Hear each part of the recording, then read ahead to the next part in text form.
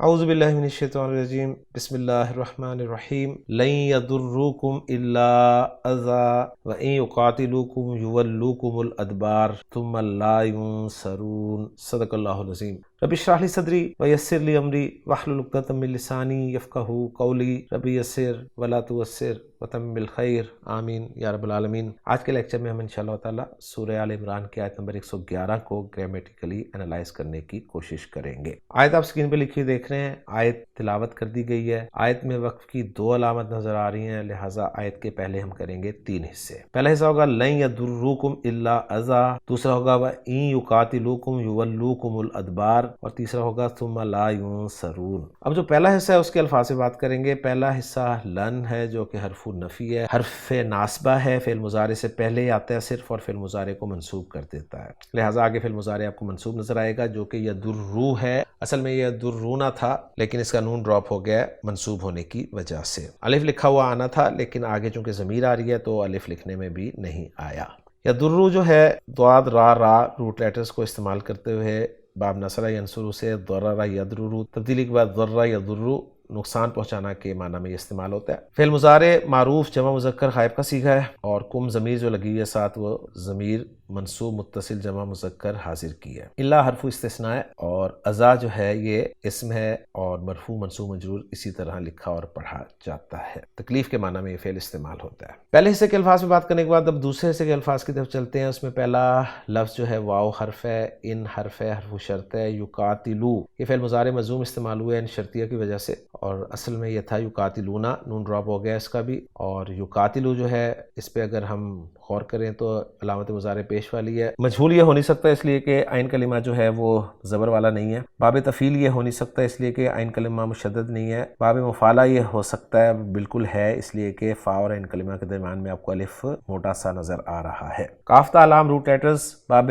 مفاعلہ، قاتل یقاتل، مقاتلتن یا قتالن جنگ کرنا کے معنی میں فعل استعمال ہوتا ہے۔ ساتھ ضمیر کم منصوب متصل جمع مذکر حاضر کی لگی ہوئی ہے۔ یولو اصل میں تھا یولونا، یہ بھی مضموم ہو کر استعمال ہوا ہے، اور واو لام اور یا اس کے روٹ لیٹرز ہیں، باب تفعیل سے استعمال ہوا ہے۔ ولا یا یولیو تولیتن، بنیادی معنی خان صاحب لکھ رہے ہیں قریب کرنا ہے اس کے، اور پھر اس مفہوم کے ساتھ زیادہ تر 2 معانی میں آتا ہے، کسی کو کسی کی طرف پھیر دینا، یا کسی کی طرف سے پیٹ پھیرنا یا پیٹ پھیر کر چل دینا۔ اور آیت کا ریفرنس خان صاحب نے یہ بھی دیا ہے سورہ آل عمران کی آیت نمبر 111۔ یولو کے ساتھ کم ضمیر منصوب متصل لگی ہوئی ہے، اس لیے آپ کو یولو کے بعد آنے والا الف نظر نہیں آ رہا۔ الادبار جو ہے یہ الدبر کی جمع ہے، اور دبر کے معنی پیٹھ کے ہوتے ہیں، ذہن میں رکھیے گا۔ دوسرے حصے کے الفاظ پہ بات مکمل ہوگی، اب چلتے ہیں تیسرے حصے کے الفاظ کی طرف۔ سمپل سے الفاظ ہیں جس میں ثم حرف ہے، حرف عطف ہے، لا حرف ہے، حرف نفی ہے، اس لیے کہ آگے فعل مضارع جو ہے وہ مرفوع استعمال ہو رہا ہے، ذہن میں رکھیے گا۔ ینصرونا علامت مضارع پیش کے ساتھ ہے، عین کلمہ زبر والا ہے تو یہ مجہول کا صیغہ ہے، نون صاد را روٹ لیٹرز ہیں۔ نصر ینصرو مدد کرنا باب نصر ینصرو سے استعمال ہوتا ہے، اور یہ جمع مذکر غائب کا صیغہ ہے، ذہن میں رکھیے گا۔ تو الحمدللہ یہ تمام الفاظ سے بات مکمل ہوگی، اب چلتے ہیں جملوں کے اعراب کی طرف۔ جو پہلا جملہ ہم نے بنایا ہے لن یضروکم الا اذی، اس میں لن حرف نفی ہے، یضر فعل بفاعل ہے، واو ضمیر مرفوع متصل فاعل ہے، کم ضمیر منصوب متصل مفعول بھی ہے۔ الا یہاں پر حرف استثناء تو ہے لیکن یہاں پر یہ حصر کے لیے استعمال ہوا ہے، اس لیے کہ نفی کے بعد الا عام طور پر حصر کے لیے ہی آتا ہے۔ اذن جو ہے، پہلی بات یہ کہ یہ منصوب ہے، مرفوع ہے یا مجرور ہے، تو مجرور تو یہ ہو نہیں سکتا، مرفوع کی کوئی وجہ نہیں ہے تو منصوب ہی ہم اس کو قرار دیں گے۔ تو یہ منصوب کیوں ہے؟ تو اس کو مفعول مطلق قرار دیا گیا ہے، ایک رائے تو اس کے بارے میں یہ ہے، اور دوسری رائے یہ ہے کہ الا کو حرف استثناء قرار دے دیا جائے اور اذن کو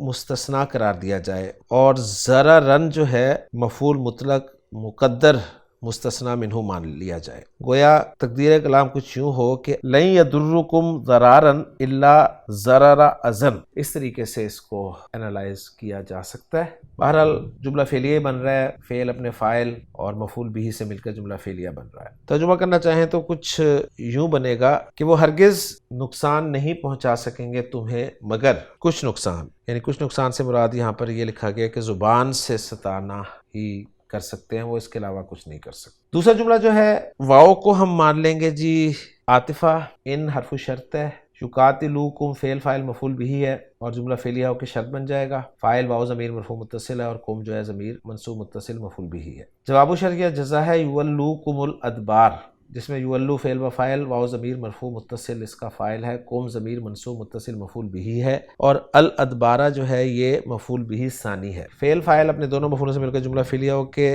जवाब शर्त बन रहा है शर्त के लिए और शर्त जवाब शर्त जुमला शर्तिया बन गया। तर्जुमा करना चाहें तो कुछ होगा, और अगर वो तुमसे लड़ेंगे तो पीठ फेर देंगे। सुम्मा ला युनसरून को एनालाइज करने लगा हूँ मैं। सुम्मा हरफू अतफ़े, ला हरफ़े, युनसरूना फेल मजहूल ब नाए फ़ाइल है, वाव ज़मीर मरफू मुत्तसिल नाए फ़ाइल और फेल मजहूल अपने नाए फ़ाइल से मिलकर जुमला फेलिया, जुमला इस्तिनाफिया करार दे देंगे इसको। हम सुम्मा को इस्तिनाफिया करार दे सकते हैं और तर्जुमा करेंगे फिर उनकी मदद नहीं की जाएगी। हमारी वर्किंग पूरी हो गई है। अब महमूद साफ़ी साहब की वर्किंग के साथ इसको ज़रा मैच कर लेते हैं। महमूद साफ़ी साहब ने कुछ यूँ जुमलों के इराब किए हैं। लन यदुर्रुकुम ला महल्ला ला इस्तिनाफिया, इन युकातिलुकुम ला महल्ला ला मातूफ़ा अलल इस्तिनाफिया, युवल्लुकुमुल अदबार ला महल्ला ला जवाबु शर्त और ला युनसरून ला महल्ला लहा इस्तिनाफिया। अब देखते हैं जी तर्जुमा इस आयत का। लन यदुर्रुकुम इल्ला अज़ा, वो तुम्हें हरगिज़ नुकसान नहीं पहुंचाएंगे मगर मामूली तकलीफ, यानी वो सिर्फ तुम्हें मामूली तकलीफ ही पहुंचा सकेंगे। व इन युकातिलुकुम युवल्लुकुमुल अदबार, और अगर तुमसे लड़ेंगे तो तुमसे पीठें फेर जाएंगे। तुम ला युनसरून, फिर वो मदद नहीं किए जाएंगे। अज़न में जो तनवीन है ये तकलील और तहकीर के लिए ज़हन में रखिए, इसलिए इसका तर्जुमा मामूली तकलीफ किया गया है। अल्हम्दुलिल्लाह जी, आज के लेक्चर में सूरह आल इमरान की आयत नंबर 111 मुकम्मल हो गई है। इंशाअल्लाह अगले लेक्चर में अगली आयत के साथ आपसे मुलाकात होगी। सुब्हानकल्लाहुम्मा व बिहम्दिका अशहदु अल्ला इलाहा इल्ला अंता अस्तगफिरुका व अतूबु इलैक।